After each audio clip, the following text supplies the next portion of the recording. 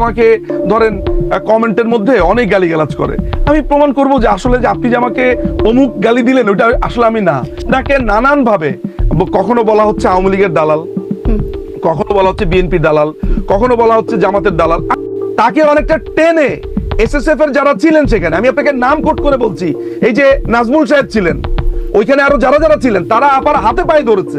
আমি তো শুরুতেই বলে আওয়ামী লীগ শুরুতেই বলে দিয়েছি যে এই গভর্নমেন্ট, এই আদালতই অবৈধ, এই সরকারই তো বৈধ না, বিচার তো অনেক পরের ব্যাপার। কমর চুরি করেছে, স্পন্সর স্যান্ডেল চুরি করেছে, শাক চুরি করেছে, আচারের বয়ম চুরি করেছে, জায়নামাজ চুরি করেছে। মাননীয় প্রধানমন্ত্রীর নামে যে অডিওটা ছাড়া হচ্ছে এইটার কোনো ভিত্তি নেই, কোনো প্রমাণ নেই। সরি, ভয়েস শুনে কি করবে? আমার বিশ্বাস হচ্ছে না নাকি? শুনেছেন? এই যে আমার সরি, ভয়েস শুনে কি করবে? আমার বিশ্বাস হচ্ছে না নাকি? শুনেছেন? পুলিশ গুলি করছে, পুলিশের উপর অ্যাটাক করছে, পুলিশ আপনার শর্টগান ছুড়েছে, পুলিশ আপনার ফাঁকা গুলি করেছে, এগুলো তো আমরা দেখেছি। কিন্তু পুলিশের গুলিতে মারা গেছে, এটা আপনি দেখেছেন? আমি তো শুরুতেই বলে আওয়ামী লীগ শুরুতেই বলে দিয়েছি যে এই গভর্নমেন্ট, এই আদালতই অবৈধ, এই সরকারই তো বৈধ না, বিচার তো অনেক পরের ব্যাপার। পুলিশ তার সেলফ ডিফেন্সের জন্য কোন কোন জায়গাতে বল প্রয়োগ করেছে, মেরেছে, ছড়াগুলি মেরেছে, রাবার বুলেট মেরেছে, আমি অস্বীকার করছি না। তাদেরকে যখন আক্রমণ করতে এসেছে তখন, এবং আপনি আমাকে আলোচনা শুরু করেছেন হিউম্যান রাইটস অফিসের এই রিপোর্টটা নিয়ে। এই হিউম্যান রাইটস অফিসের এই রিপোর্টের মধ্যে আমি আপনাকে কতগুলো ভুল বের করে দেখালাম। আমি যদি আপনার উপরে হয়ে যাওয়া একটা টর্চারের ব্যাপারে আমি তদন্ত করতে আসি, এবং অতীতে আপনার সাথে আমার একটা বড় ধরনের আমি আপনার উপর অন্যায় করেছি, সেই মানুষটাই আপনার ব্যাপারে হয়ে যাওয়া একটা অন্যায়ের ব্যাপারে তদন্তের দায়িত্ব পেল, আপনি সেই তদন্তটা মেনে নেবেন।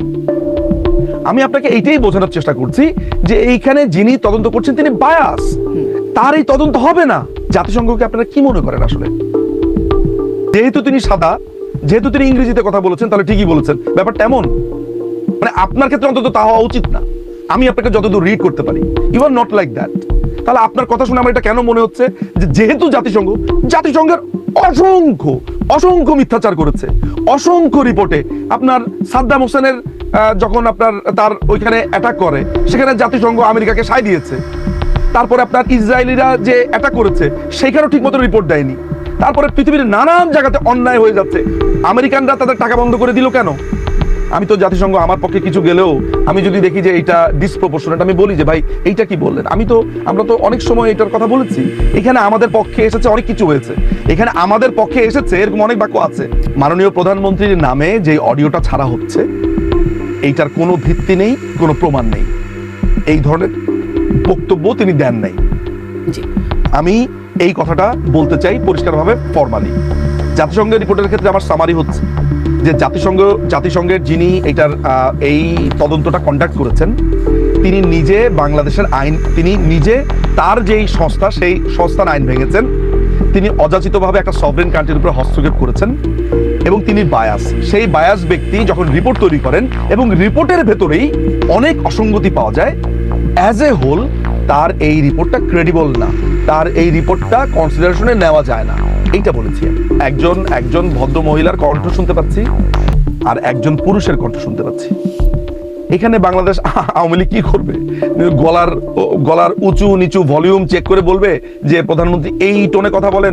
আমরা কি করতে পারতাম যে এই ভয়েস টোনের ফরেনসিক করতে পারতাম। এই টোন তো আপনাকে এরকম 500টা বানিয়ে দিই, এই 500টা টোনেরই উনি ফরেনসিক করবেন। এটা কোনো ভয়ঙ্কর অ্যালিগেশনই না, এইটা কোনো ভয়ঙ্কর অ্যালিগেশনটা হচ্ছে, এইটা কোনো ভয়ঙ্কর অ্যালিগেশন না, ভয়ঙ্কর অ্যালিগেশন হচ্ছে জোর করে এই দেশের ক্ষমতা দখল করা হয়েছে। অ্যালিগেশন হচ্ছে সেটা নিয়ে কথা বলেন। সেটা হতেই পারে, আমরা যে বিষয়বস্তুতে কথা বলছি আরো অনেক বিষয় আছে যেগুলো আসলে হচ্ছে। আমরা আসলে আজকে ওই জাতিসংঘের রিপোর্ট বা মানে আপনাদের বিরুদ্ধে যে অভিযোগ সেটি নিয়ে একটু বিশেষ করে কথা বলছিলেন, কারণ আপনি আমাকে বলেও ছিলেন যে আপনি আসলে জাতিসংঘের রিপোর্ট নিয়ে কথা বলতে চান, প্রধানমন্ত্রীর যে রেকর্ডগুলো ছড়িয়ে পড়েছে সেগুলো নিয়ে কথা বলতে চান, আপনি আমাকে বলেছিলেন। এই জন্য আমি বিশেষ করে এই বিষয়গুলো আলোচনা আনছি। আরো অনেক বিষয় আছে কথা বলবার মতো। আমি এটাই আসলে শারমিন আপা আমি আপনাকে বলার চেষ্টা করছি যে এই যে জাতিসংঘের রিপোর্টটা যে ভুয়া, এতক্ষণ ধরে আমি নিশ্চয়ই এটা আমার তরফ থেকে আমি যুক্তি দিয়েছি, তর্ক দিয়েছি। এটা নেওয়া না নেওয়া যারা দেখছেন দর্শকরা তারা বুঝবেন আমি কতটুকু ক্রেডিবল কথা বললাম, তাদের উপরে ছেড়ে দিচ্ছি। কিন্তু একই সাথে আমি যেই ভয়েসের কথা বললাম সেটার ব্যাপারেও বলেছি যে এটার কোনো ল্যাব টেস্ট হয়নি, এটা তিনি বলেছেন কিনা আমরা জানি না, এটার কোনো ধরনের রেকর্ড নাই এবং কমপ্লিটলি এটা ভুয়া। সুতরাং এই ধরনের রেকর্ড কোত্থেকে পেয়েছেন, কিভাবে পেয়েছেন, এই রেকর্ডিং যখন হয়েছে এই রেকর্ডিংটা পেলেন কিভাবে? ওনার বক্তব্য উনি ধরেন কথা বলেছেন কিভাবে, ফোনে বলেছেন? আপনার কাছে মনে হয় যে হোয়াটসঅ্যাপের বক্তব্য তো রেকর্ড করা যায় না? এই আরেকটা পয়েন্টে আমি আসি। এতদিন বলা হয়েছে যে গোয়েন্দা সংস্থা আড়ি পাতে এটা মানবাধিকারের লঙ্ঘন।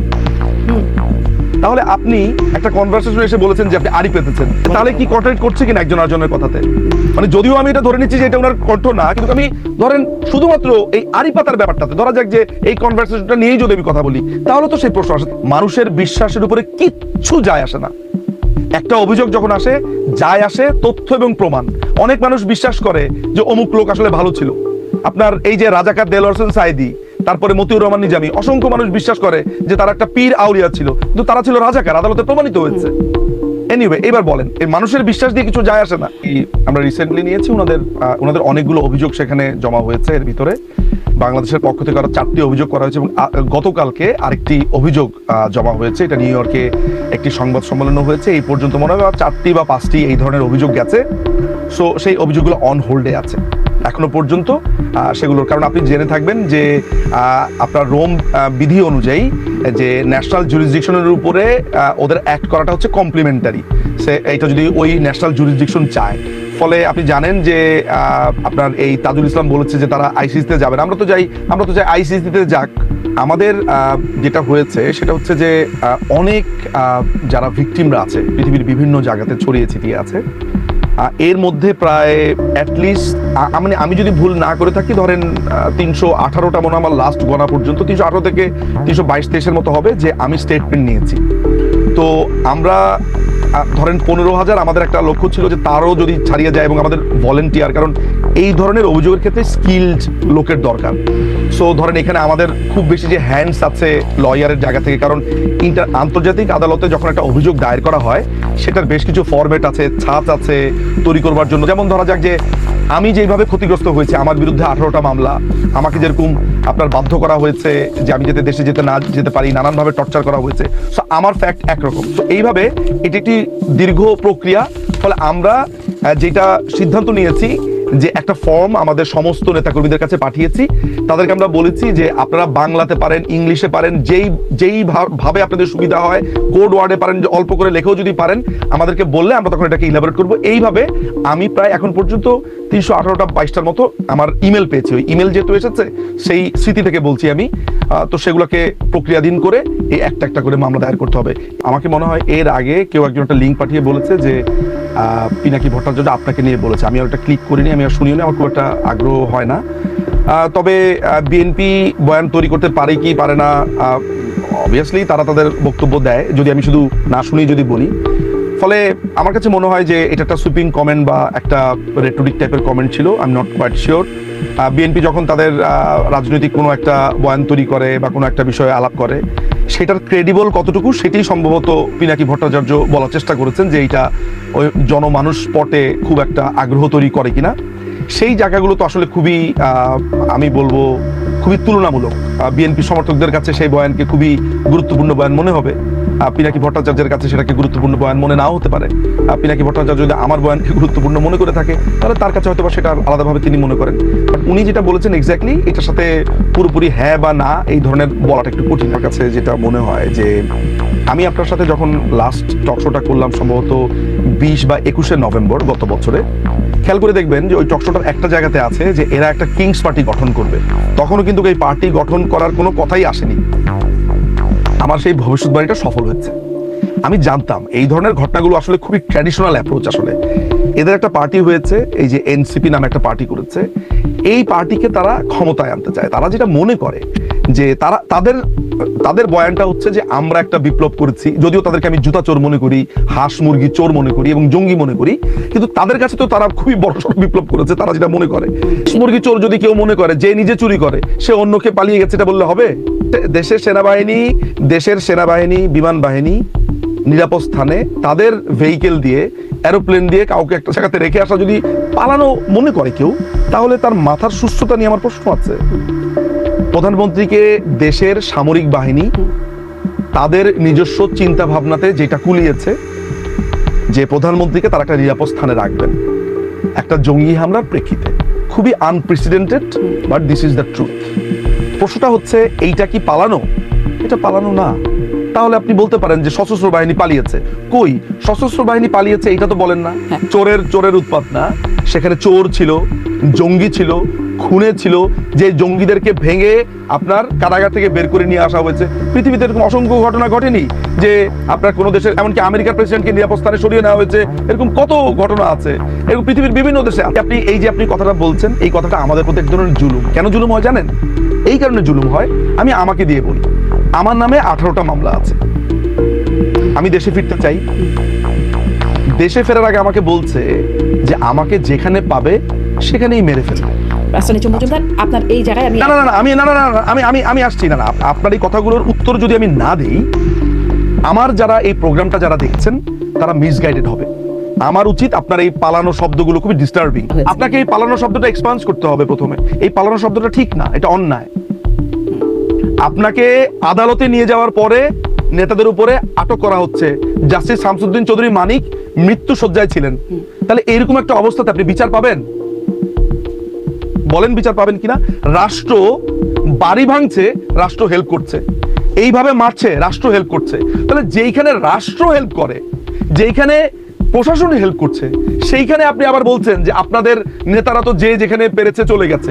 তাহলে আপনি যেখানে বিচার পাবেন না, যদি আপনি আমাকে গ্যারান্টি দেন যে হ্যাঁ সুষ্ঠু বিচার হবে, তাহলে আমি এক্ষুন আসবো। কমর চুরি করেছে, স্পন্সের স্যান্ডেল চুরি করেছে, শাক চুরি করেছে, আচারের বয়ম চুরি করেছে, জায়নামাজ চুরি করেছে। সেনাবাহিনীর ক্যাপাবিলিটি নিয়ে প্রশ্ন তোলেন, আপনি প্রধানমন্ত্রীর ক্যাপাবিলিটি নিয়ে প্রশ্ন তুলছেন কেন? প্রধানমন্ত্রী তো ওই জায়গাতে প্রধানমন্ত্রী একজন মানুষ, প্রধানমন্ত্রীর কথা তো তারা শোনেনি। উনি প্রধানমন্ত্রী টুঙ্গিপাড়াতে যেতে চেয়েছেন, আমি আপনাকে গ্যারান্টি দিয়ে বললাম। প্রধানমন্ত্রী ওই জায়গাতে বলেছেন আমাকে মারলে এইখানে মারবে।